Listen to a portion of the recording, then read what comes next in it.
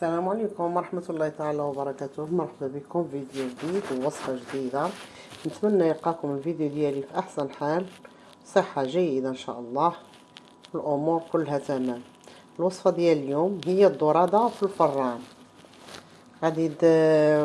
غادي تجربوا معايا واحد الطريقة اللي زوينة، اللي كتجي رائعة، والتتبيلة كتجي رائعة وزوينة ولذيذة، والخضرة حتى هي ما نساوهاش، حتى هي كتجي مشربة من هذيك الشرمولة ديال الدورادة، كتجي زوينة بزاف. غير جربوها البنات، ما غاديش تندموا، غادي تعجبكم بزاف.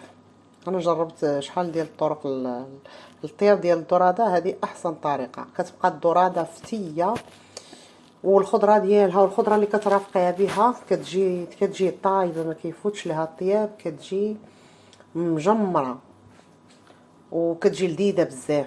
جربوها على ضمانتي. نتمنى الفيديو ديال اليوم ينال الاعجاب ديالكم. الا عجبكم الفيديو ما تنساونيش من تعليقاتكم، من لايكاتكم، والاشتراك في القناه باش تدعموا القناه انها تزيد شويه لقدام. ونقولوا بسم الله على بركة الله. غادي نبداو اول حاجه، غادي نبداو بالخضره.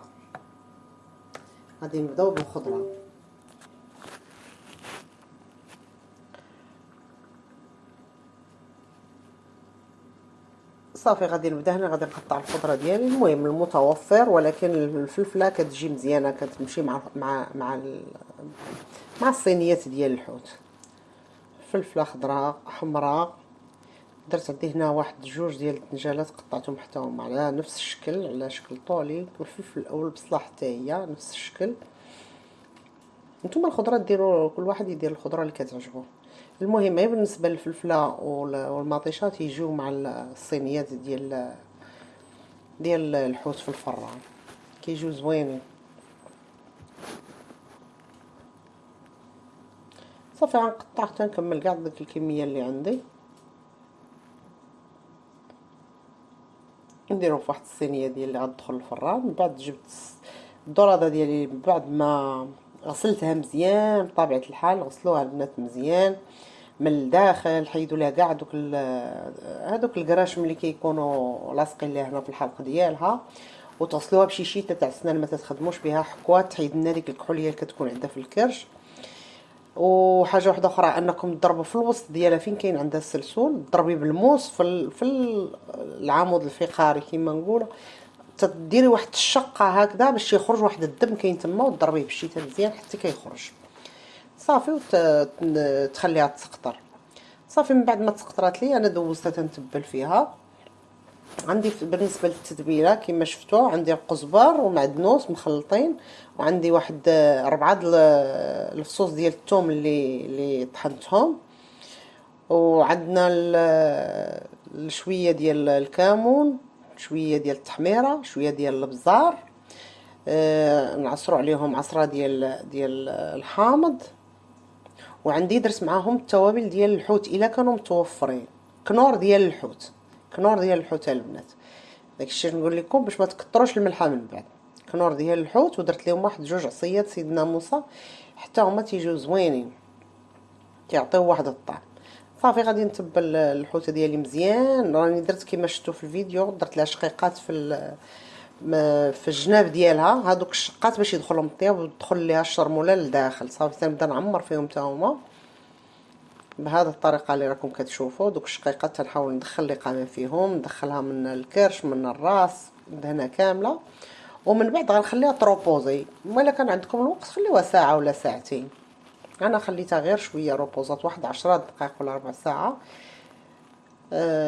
صافي ورجعت لها.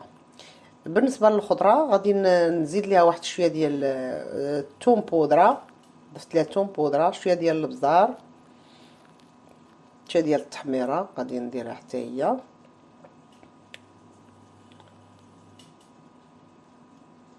شويه ديال الملحه ما تكثروش، لاننا راحنا دايرين الضامه هنايا ديال الكنور ديال الحوت، هو تيكون شويه مالح.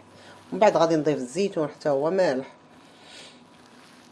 صافي وهذيك الشرموله اللي شاطت عندي راني ضفت ليها واحد الكويس ديال الماء صافي، وشللتها وكبيتها على ديك الخضره. غنبدا نخلط مزيان هاد الخضره هادي حتى تيتجانس ليا داك تدخل فيها كاع لي قامه اللي سرحت عليها.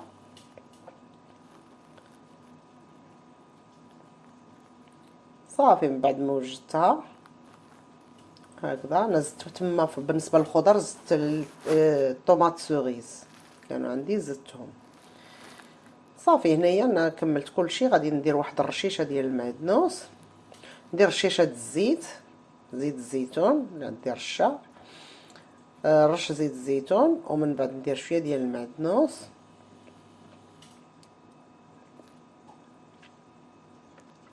من بعد ضفت الزيتون. صافي ودخلتها للفران. الفران يكون سخون مسبقا على 180 درجه. خليتها 35 دقيقه. 35 دقيقه صافي كافيه ان الخضيره ديالي طابت كما راكم شايفين تجمرات، والحوت جا طايب زبده جا تتحيدي له ديك الجلده هكا تبقى الهبيره بيضاء زوين صراحه. نتمنى انكم تجربوا، نتمنى الوصفه تعجبكم. وما بقى لي غير نقول لكم في رعايه الله، مع السلامه.